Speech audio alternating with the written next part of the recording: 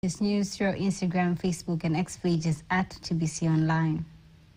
President Samia Suluhu Hassan has arrived in Seoul, South Korea, for a week-long visit to that country, following an invitation from the President of Korea, Yoon Suk-yeol. TBC reporter Frederick Mwaka reports from Korea. Samia Suluhu Hassan has just arrived here in South Korea, and upon arrival at the Seoul airbase, she was received by several high-ranking officials from Korea government, but also from Tanzanian government. Foreign Minister January Makamba was present, but also other officials, including the ambassador of Tanzania to South Korea, Togorani Mavura, also was present at the airport. As I speak, the relationship between these two countries has been tremendous. And for the past 32 years, Tanzania has witnessed the result of the existing bilateral relationship between Tanzania and Korea.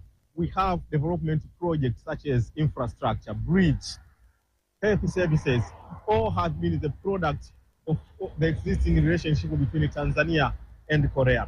We hope that through this visit, President Samia and her government can promote the Tanzania economic diplomacy, which has been very key areas in her government for the past 3 years.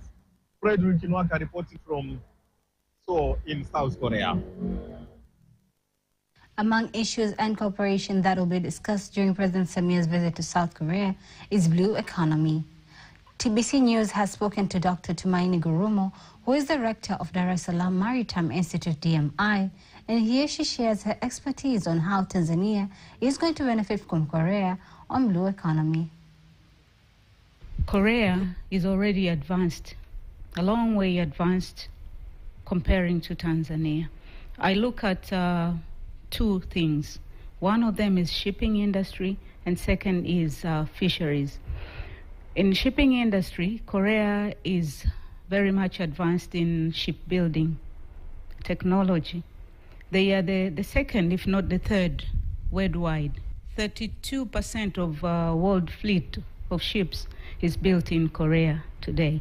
So having bilateral relations with Korea means we will have opportunity for Tanzanians to benefit from the technology, practical training, because we have started teaching shipbuilding in Tanzania, and we also have started building our own shipyards. That is where we build ships. So we will have the benefit of the experience that our fellows have. In fisheries industry, we will also be of advantage because they have a lot of fishing vessels, but they do not have many people to work on these ships. So with these bilateral relations, we are looking forward having more Tanzanians working on board Korean vessels, and that means income for Tanzanians. Vice President Dr. Philip Mpango has asked gas companies to reduce the price of gas cylinders so as to lower the income families and so that lower income families can manage the expenses. Officiating at the Conference of Environment Stakeholders organized by the National Environment Management Council, NEMC, in Dar es Salaam, the Vice President says people should have a culture of planting trees on their places.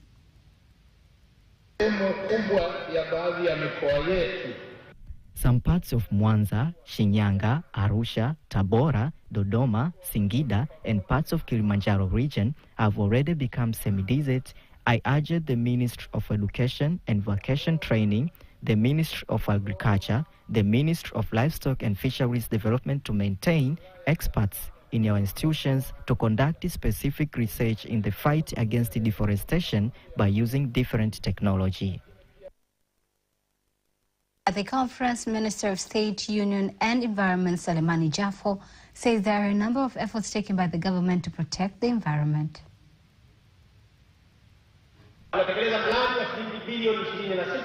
Projects worth 26 billion shillings in the 5 regions of Iringa, Njombe, Mbeya, Songwe and Katavi. Environment stakeholders have used the conference to urge society about the importance of using clean energy for cooking. And on to the next story, Prime Minister Kassim Majaliwa says the government has finished reviewing this year's education policy, aiming at improving education curriculum. Speaking at the climax of Education Week and Innovation celebrations held in Tanga region, Majaliwa says the improvement aims at enabling youth to develop their talents, creativity, and innovations.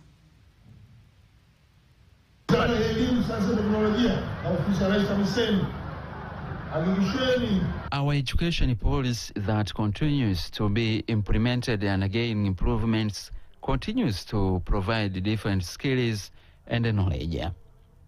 It gives an opportunity to students to choose more subjects, including sports or music, and for those who want to pursue technical studies, the government has built more technical colleges. On his part, the Minister of Education, Science and Technology, Professor Adolf Mkenda, says the government has increased sponsorship for students by using Samia Scholarship, hence enabling students to study abroad. The government is currently offering scholarships to all students who opt to study science subjects in high school. And if their credentials are good, they will gain full scholarship from the government as the way of encouraging more students to pursue science subjects, to master in careers in the engineering, medical education, mathematics, and IT fields. He says the government continues to provide 100% loans to students studying science subjects in order to have more scientists in the country. Tanzania and Denmark have agreed to continue cooperating in the implementation of tax system improvements. The remarks were made by the Deputy Permanent Secretary of the Ministry of Finance, Amina Hamis Shabani, where she met with the Minister of Tax in Denmark, Jeppe Bruce, in Nairobi, Kenya.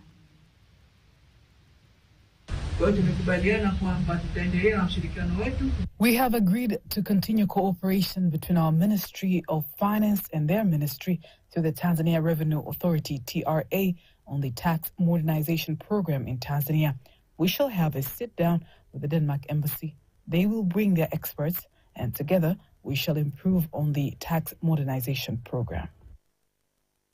Speaking at the governor's meeting in Nairobi, Minister of Tax from Denmark says his ministry will continue to provide expertise assistance on tax issues to Tanzania so that it improves tax programs. By the people, the technical support, and they will also be able to draw on the Ministry of Taxation in resources in Denmark.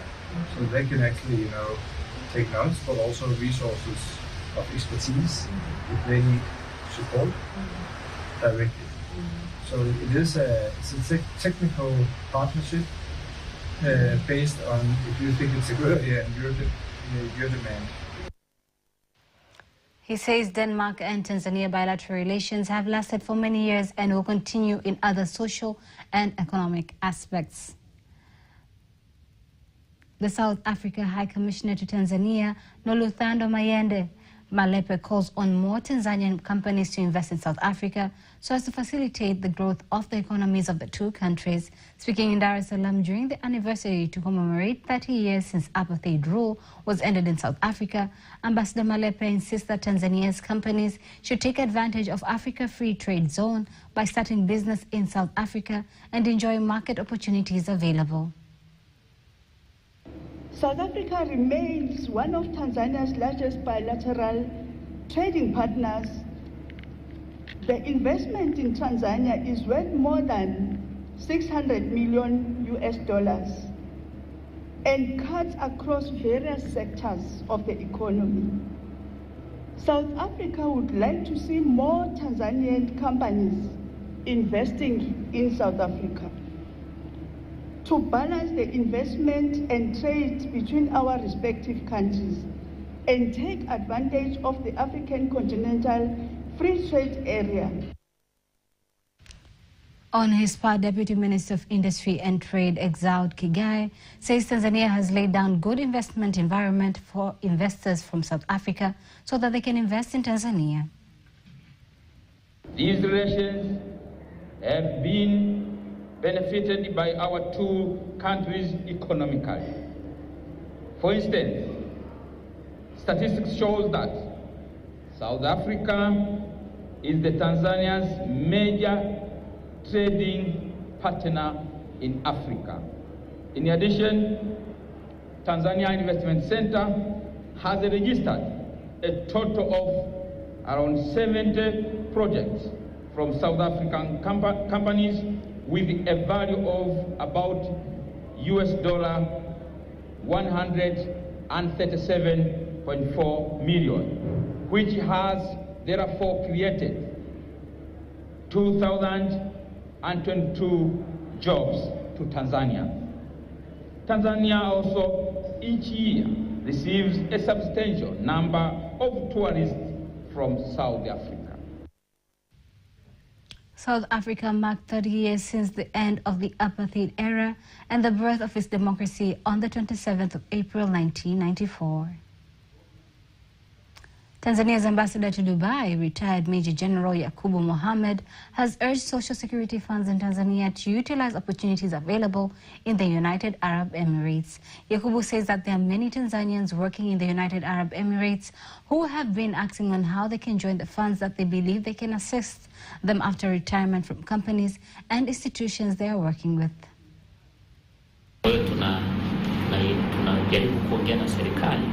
We have started the discussion with the government because the social security funds are under the government, so that they can bring their expertise to identify those who want to join these social security funds in order for them to be well off once they return back after retiring.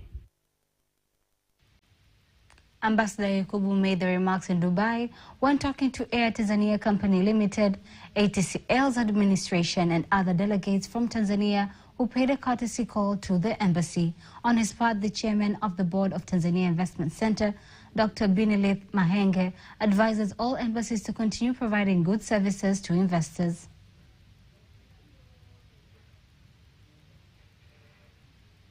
As a nation, we must have the plans on how to make sure travelers can easily reach the destination on time, and this must be done by our corporation. Therefore, Ambassador, you can see how the government invests with a vision. The vision of having a strong aviation company which contributes to the tourism sector. Currently, we have a one-stop center where all the registration process takes place and the permits are given. Currently, the registration process takes less than 3 days. As the world marks No Tobacco Day, Peter Mganga has prepared the following report about the day.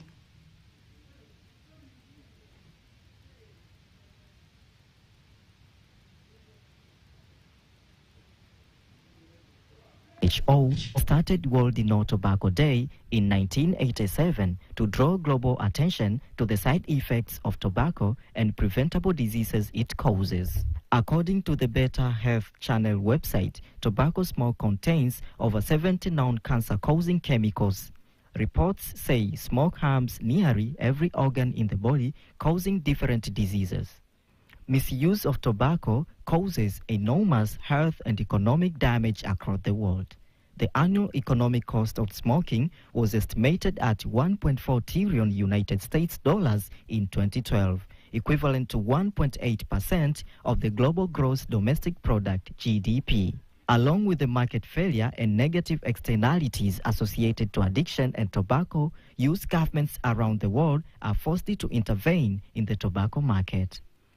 Marking No Tobacco Day, society is reminded of the dangers of using tobacco, the business practices of tobacco companies, what WHO is doing to fight misuse of tobacco, and what people around the world can do to claim their right to healthy lifestyle.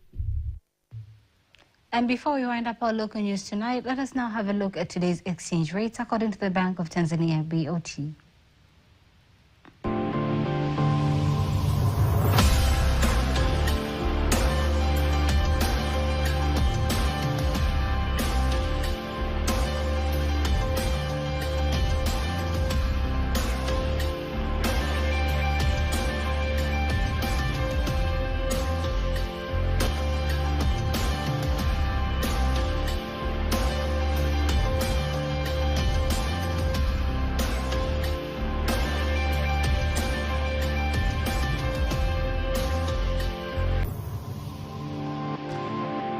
Don't miss TBC News every weekday to know all the latest in exchange rates. Up next is international news.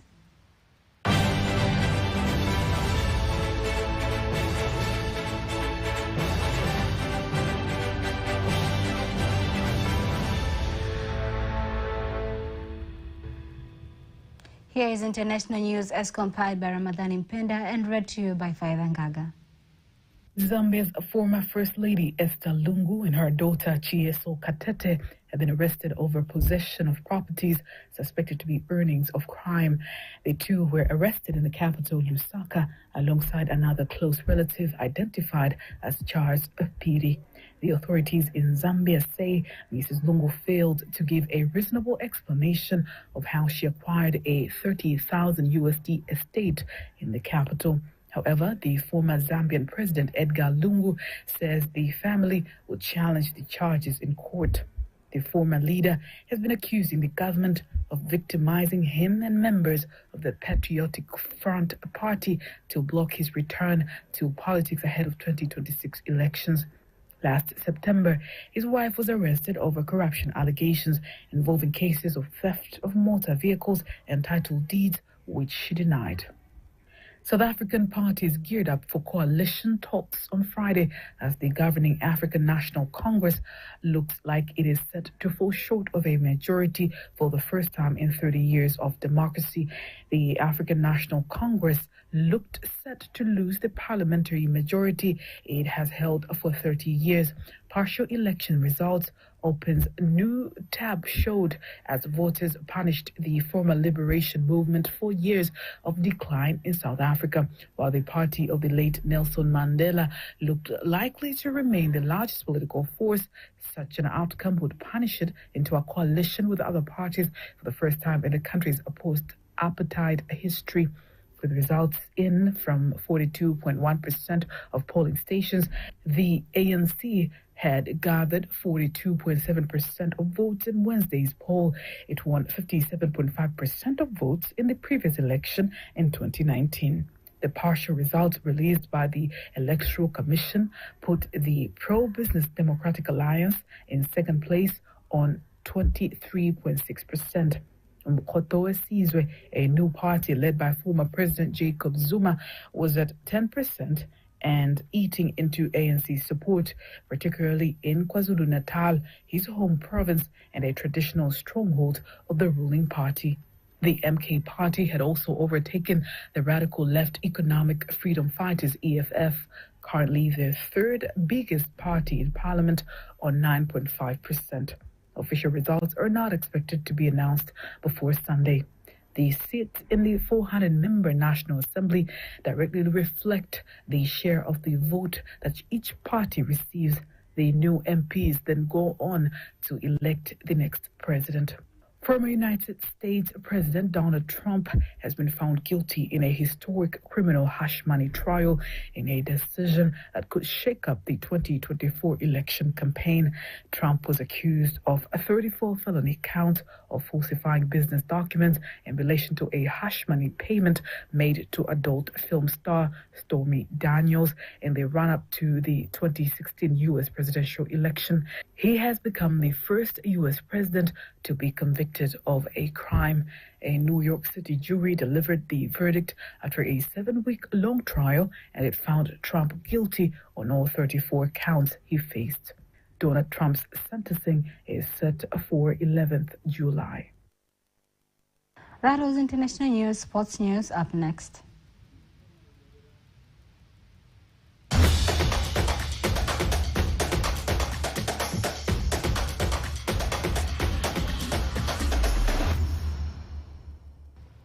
And in sports news, the martial arts trainer Aki Felix believes that the game still has big employment opportunities for youth and other stakeholders, so efforts have to be made to reach the goal.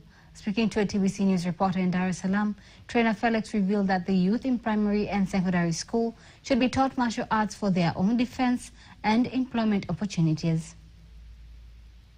Nimeona kuna fursa tofauti kupitia karate. There is a different opportunity through karate. I have a way to teach someone when he gets in the ring and he benefit, and I also. Tanzania Sports Council Information Officer Najaha Bakari says sports rewards to be given to the best players will bring Tanzania sports into international levels. Bakari added that the rewards will be a catalyst to players to challenge each other and uplift their playing standards and games locally and internationally. Tunaelekea kwenye msimu wa pili wa tuzo za wanamichezo. We are heading to the BMT Awards for the second season, and these awards will teach everyone who has been involved in the sports sector to continue to recognize the contribution, but to continue to motivate them to fight more for the benefit of the nation. Tuzo nyingi zitawagusa wengi ambao wanahusika katika sekta ya michezo. Tanzania Sports Council Rewards is expected to take place on June 9th for the second time, aimed at raising the standards of sports in Tanzania. Chief Executive of Tanzania Premier League Board, TPLB, Ali Maska Songo, revealed that they plan to review Tanzania Premier League rules and regulations for the next seasons. Kasongo told TBC that the review will look at rules that have caused a lot of controversy in the Tanzania Premier League season and made soccer fans have many grievances around the football in Tanzania.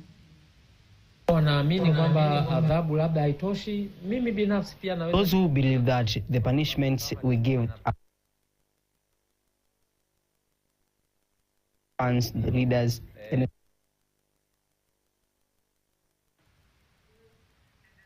one of the rules to be looked at is expected to the fines given to the clubs and players shown activities of superstitions inside and outside of the pitch. And before we conclude our news bulletin for tonight, let us now take a look at the weather forecast for the next 24 hours. Hello, dear viewers. Good evening. Welcome to the next 24 hours weather forecast starting at 9 p.m. tonight. From Tanzania Meteorological Authority, my name is Desderi Moses. Wind is expected to flow at a speed of 20 kilometers per hour over Lake Victoria, Lake Tanganyika, and Lake Nyasa. And for the entire coastal strip of Indian Ocean, the wind is expected to flow at a speed of 30 kilometers per hour.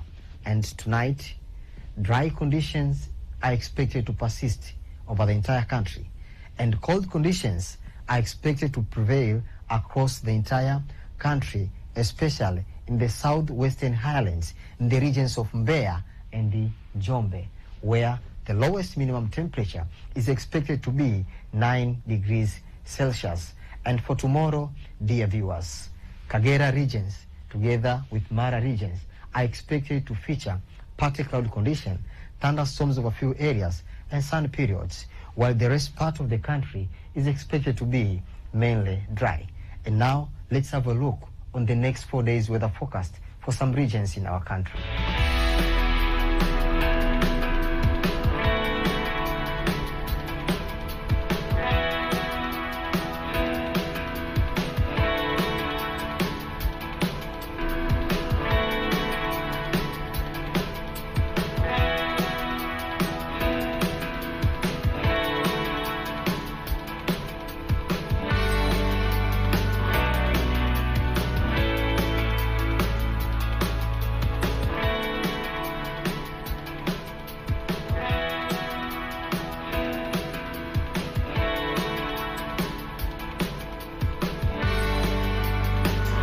That's all for tonight. Thanks for watching us. Until next time, good night. And that marks the end of our news bulletin for tonight. Do not miss our next bulletin in Kiswahili at 11 p.m. On behalf of the whole team, I am Teddy Mparanyanga. Have a lovely, lovely night.